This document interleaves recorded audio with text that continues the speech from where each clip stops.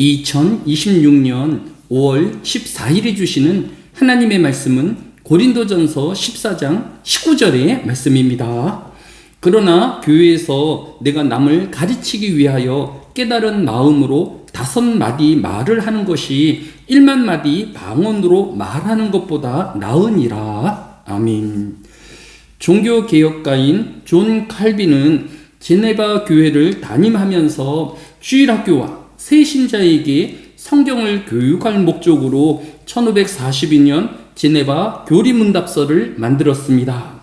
이 제네바 교리문답서 247문은 자신도 알지 못하는 방언으로 기도하는 것에 대하여 어떻게 생각하느냐라고 물었고, 이에 대한 답으로 이것은 하나님을 조롱하는 것이며 그리스도인들은 이러한 위선적 행위에 관린하지 말아야 합니다 라고 답하고 있습니다. 칼빈은 하나님께 드리는 기도는 마음에 진심을 담아 아뢰는 것이기에 자신도 이해하지 못하는 언어와 방언으로 기도하는 것은 자칫 하나님을 조롱하는 것으로 비칠 수 있고 위선적인 행위가 될 수 있음을 경계하였던 것입니다.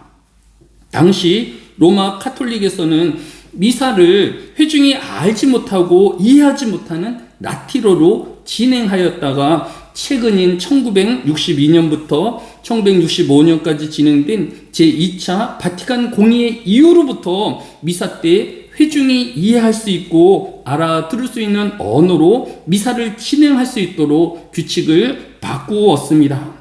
이와 같이 회중이 알아듣지 못하는 언어로 예배를 진행하는 것이 성정적일 수 없는 것입니다.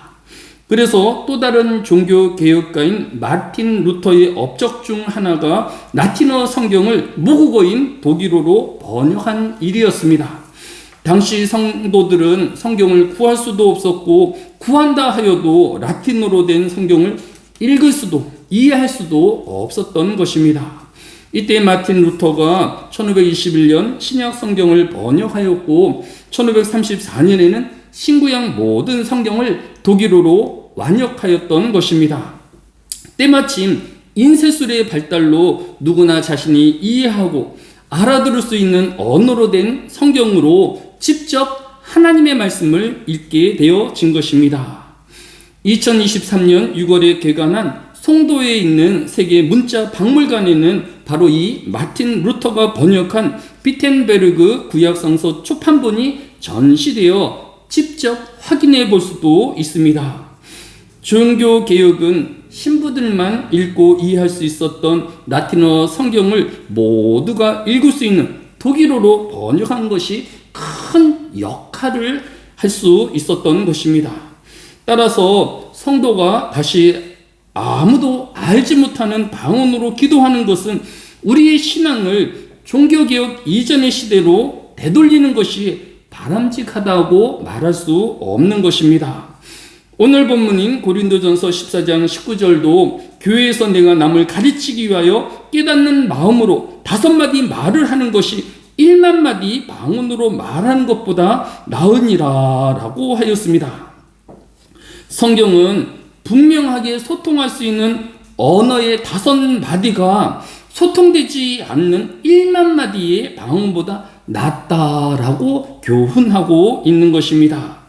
내 생각과 내 경험보다는 이 하나님의 말씀에 더 귀를 기울이고 또 성령의 인도함을 받는 겸손한 이 하루 되어지시기를 예수님의 이름으로 축복합니다.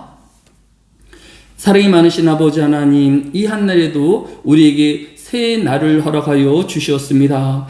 우리가 오늘 살아갈 이 시대가 제약이 간영하며 또 하나님을 대적하고 거스리는 문화가 또 많이 있는 이 시대를 살아갈 하나님의 백성들을 긍휼히 여겨 주시기로 합니다.